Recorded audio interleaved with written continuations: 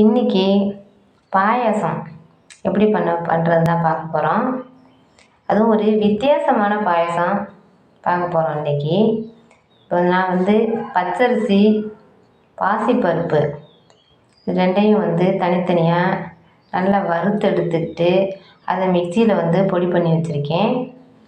அதை கொஞ்சம் தேவையான அளவு தண்ணி வச்சு அந்த நம்ம உடச்சி வச்சுருக்கோம் இல்லையா, நம்ம உடச்சி வச்ச அந்த பச்சரிசியும் பாசிப்பருப்பையும் நல்லா வேக வச்சுட்டேன். நல்லா வெந்ததும் அதில் வெல்லம் சேர்த்துக்கிட்டேன். வெல்லம் நம்ம உடம்புக்கு ரொம்ப நல்லது, எந்த கெடுதலும் கிடையாது. நம்ம அந்த சர்க்கரை, வெள்ளை சர்க்கரை சேர்க்குறது நம்ம உடம்புக்கு கெடுதல். அதனால் நம்ம எப்போதுமே வெல்லம், பனங்கற்கண்டு, கருப்பட்டி அது சேர்க்குறது நம்ம உடம்புக்கு ரொம்ப நல்லது.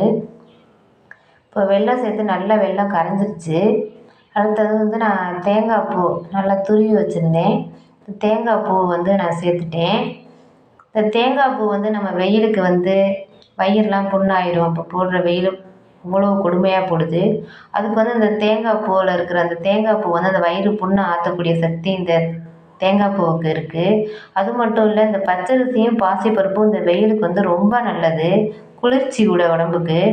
அதனால நம்ம இந்த பச்சரிசி, பாசிப்பருப்பு, தேங்காய் பூ இது 3 மிக்ஸ் ஆகி அதை நம்ம இந்த வெயிலுக்கு சாப்பிடும்போது உடம்புக்கு நல்ல ஒரு குளிர்ச்சியை கொடுக்கும்.